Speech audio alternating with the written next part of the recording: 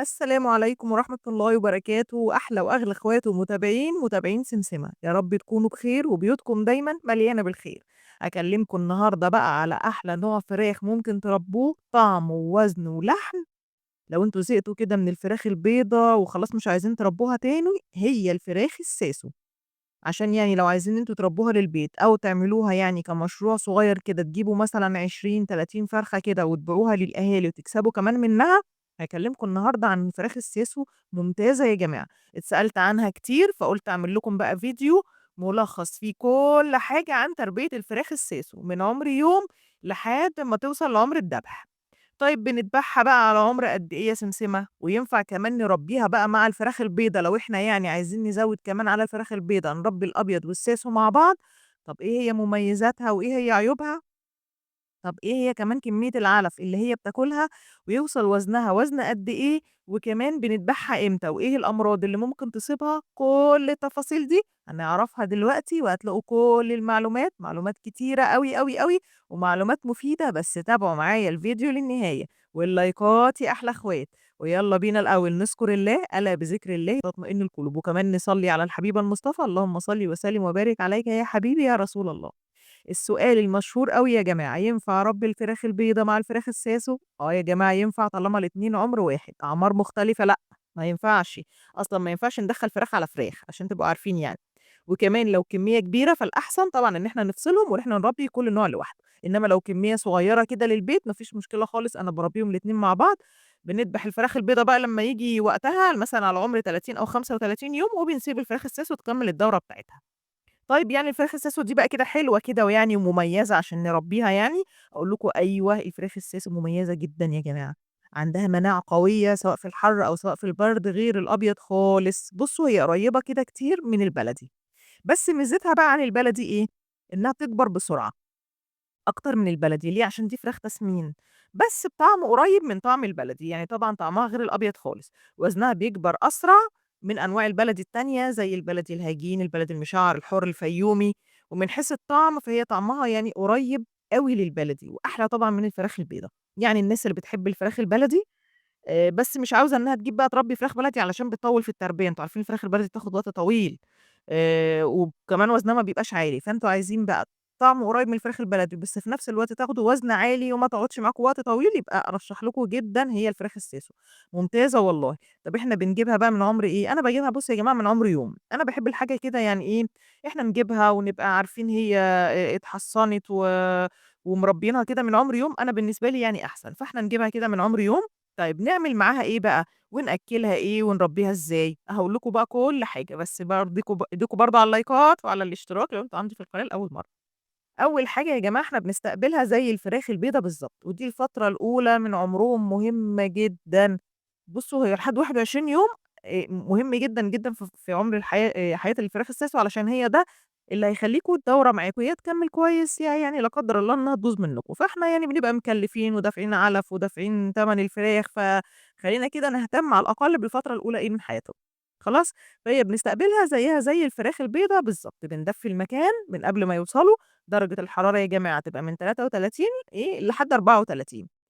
وكمان العلف والمَيّة يكونوا في المكان من قبل ما ييجوا، يعني إيه بقى يكونوا في المكان؟ يعني نكون حاطين المَيّة ونكون حاطين العلف ليه؟ عشان ياخدوا درجة حرارة المكان، طب هو لازم كده؟ آه طبعًا لازم كده، ليه بقى؟ عشان هيعمل لنا مشاكل في الأمعاء. يبقى لازم نستقبلهم يكون المَيّة والعلف واخدين نفس درجة الحرارة علشان ما ينفعش ناخد يعني ما ينفعش أول استقبال ليهم يكون مثلًا المَيّة هي بالنسبة لهم هتبقى ساقعة حتى لو أنتم حاطينها من الحنفية، هي بتبقى برضه بالنسبة لهم ساقعة، والعلف برضه نفس الحكاية لازم ياخد درجة حرارة المكان علشان ما يعملهمش مشاكل في الأمعاء. طب نستقبلهم إزاي بقى؟ إحنا جبناهم أهو حطيناهم في المكان وحطينا تحت نشارة، لازم يا جماعة نكون فارشين أي حاجة في الأرضية. لو إحنا بقى يعني مثلًا بنربي ببطارية خلاص ما كده، كده خلاص هي بتبقى في البطارية، إنما لو هو على الأرض فلازم نكون فارشين نشارة، تبن، قش، أي حاجة تكون حاطينها تحتهم عشان خاطر الدفا يعني ورجليهم. خلاص طب نستقبلهم إزاي بقى؟ يعني هنعمل إيه بقى في المَيّة ونعمل إيه في العلف؟ أول حاجة المَيّة بنحط عليها معلقة عسل أسود على لتر المَيّة، ما فيش عسل أسود في البيت مش مشكلة هنشتري كيس محلول معالجة الجفاف من الصيدلية البشرية، الكيس المحلول معالجة الجفاف اللي هو العادي اللي إحنا بنستخدمه إحنا يعني. كبشر يعني، خلاص وهنسيبه بقى أقصى مدة سواء العسل الأسود أو محلول معالجة الجفاف هي 8 ساعات، هي من 6 ساعات ل8 ساعات، ما نزوّدش عن ال8 ساعات علشان ده بيبقى غلط عليهم. من تاني يوم بقى بنبتدي نحط لهم تحصين، التحصين ده إحنا بنبقى شاريينه من الصيدلية البيطرية أو من المكان يعني برضه اللي إحنا جايبين منه الكتاكيت، وده بيبقى مضاد حيوي معوي وتنفسي، بنحطه لمدة 8 ساعات على المَيّة لمدة 3 أيام، عشان ده يعني بُصّوا أمان طبعًا إن إحنا لازم نستقبلهم على كده، لإن ساعات بيبقى في أمراض أساسًا جاية من الأم نفسها، يعني من البيضة، فبرضه ممكن ياخدوا هوا في الطريق، فيبقى مضاد حيوي عشان التنفس، وكمان عشان التهابات السُرّة والحاجات اللي زي كده. فيطلع معانا الفرخ إيه، سليم، هم 3 أيام بنحط لهم فيها المضاد الحيوي ده، وبعد كده بقى ممكن نحط فيتامينات وأملاح معدنية برضه لمدة 3 أيام وخلاص على كده. باقول لكم أنا بقى شخصيًا ما باحطش أي حاجة تانية غير بالأعشاب، بس أنا باربّي في البيت، فباربّي للبيت وباربّي يعني حاجة كده نضيفة، فما باحبش الأدوية، إلا بقى لو احتاجنا أدوية والأعشاب مثلًا ما جابتش معانا نتيجة يعني المرض بقى كان مثلًا جامد والّا حاجة، فبنضطر ساعتها إن إحنا نشتري أدوية، غير كده إحنا بنشتغل كُلّه شغل أعشاب. لأ أنا ما باحطش بصراحة تقولوا لي مثلًا بتحصّني تاني، أقول لكم لأ أنا ما باعملش أي حاجة تاني غير كده، اللي هو يعني بالنسبة للأدوية، خلاص؟ طيب بعد كده بقى بالنسبة للعلف بنعمل إيه، بنبتدي علف من أول يوم بييجوا فيه بتركيز 23% اللي هو بيتسمى العلف البادي، وده بنحطه لهم لمدة 21 أو 22 يوم. أو الأصح إن هو لمّا الكتكوت يوصل نُص كيلو أو يعني 550 جرام، لو وصل للوزن ده يبقى بنبتدي نغيّر العلف، طب ما وصلش للوزن ده هنستنى، يعني ما وصلش على 21 يوم، 22 يوم، 23 يوم، يبقى هنستنى لمّا يوصل عشان الكتكوت كده ياخد إيه، يعني ياخد كفايته من البروتين العالي اللي هو بيكون تركيز 23%. أول ما يوصل بقى للوزن بتاعنا اللي هو نُص كيلو أو 550 جرام، نبتدي بقى نغيّر العلف لتركيز 21%. وزي ما قُلت لكم كده إن الفترة دي فترة مهمة لازم ندفّيهم فيها كويس ال21 يوم دول، ولازم كمان إن إحنا الأكل والمَيّة يكونوا قدّامهم على طول.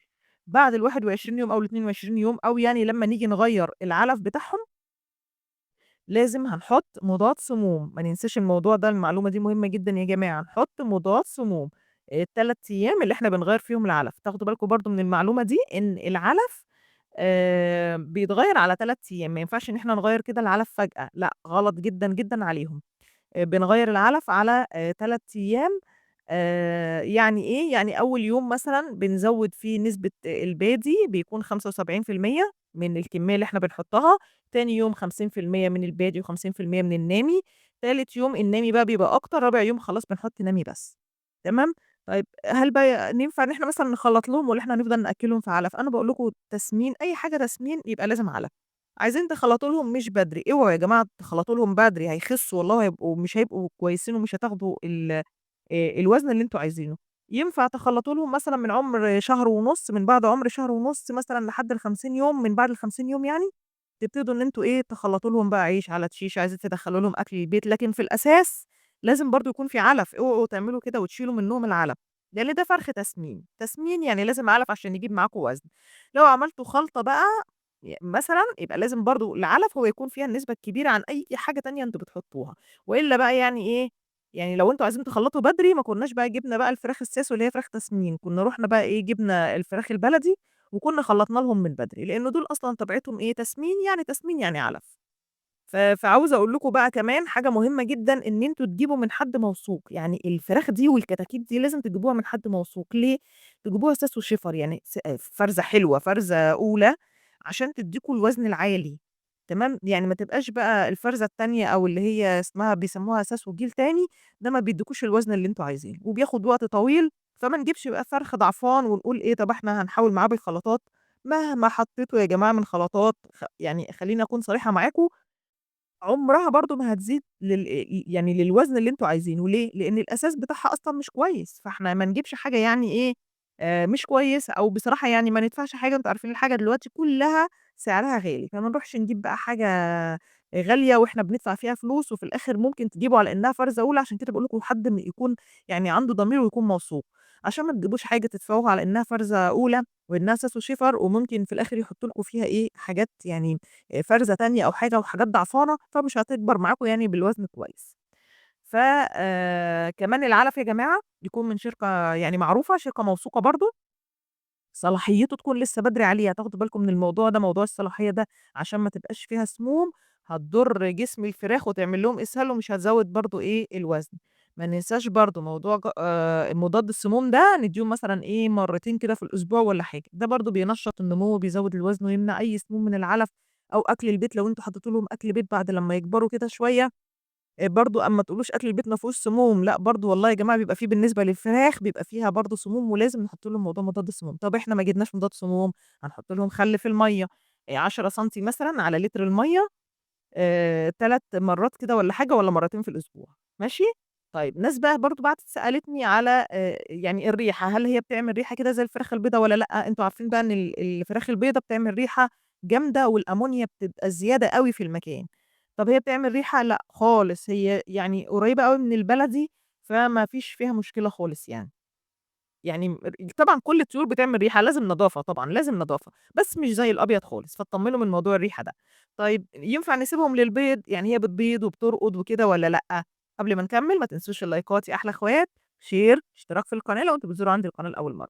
الساسو يا جماعة بيبيض وبيبيض على عمر 6 شهور، بس بصراحة أنا ما بافضّلهوش للبيض تمامًا، ليه؟ لإن هي أساسًا زي ما قُلت لكم اسمها فراخ إيه، فراخ تسمين. تسمين دي يعني بتجيب وزن عالي، تدّيكم وزن عالي، والفراخ اللي بتجيب وزن عالي ما بتبيضش كويس.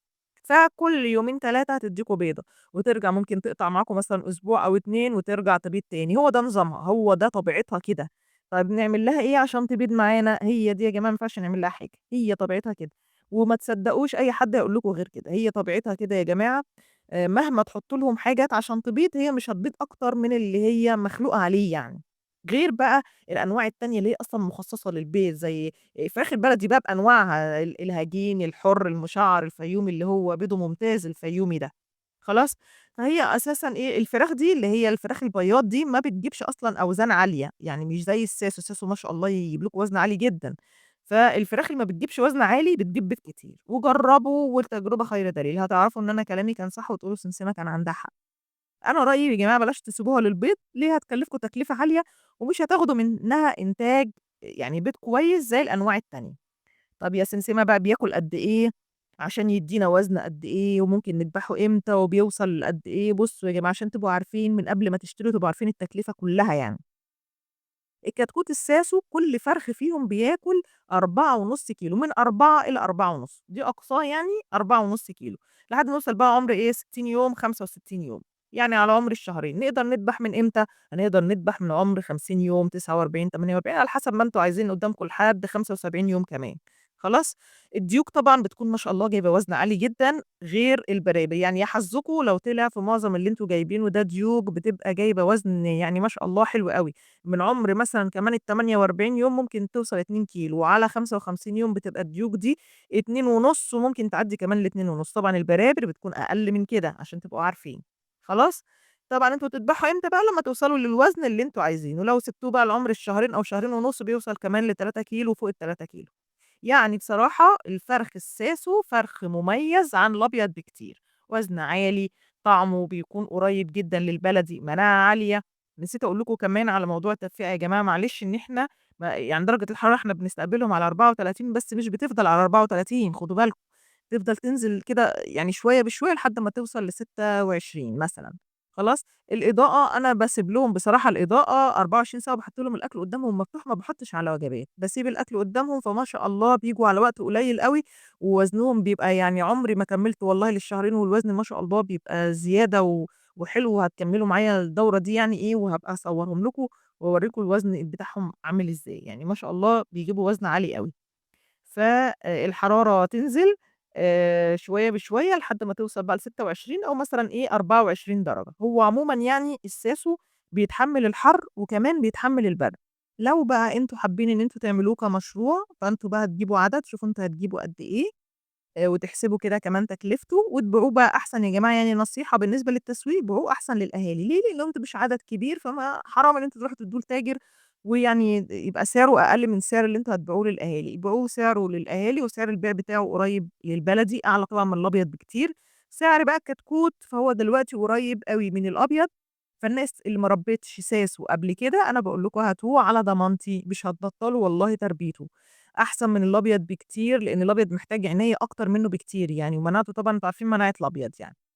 كده أنا تقريبًا أكون قُلت كل حاجة خاصة بتربية الفراخ الساسو، ولو عندكم أي سؤال ابعتوا لي في التعليقات إن شاء الله هارُد على الكل، ما تنسوش اللايكات يا أحلى أخوات، الاشتراك، يا أغلى متابعين، فعلوا الجرس، أشوفكم على خير إن شاء الله، دمتم بخير وبيوتكم يا رب دايمًا كده تكون مليانة بالخير.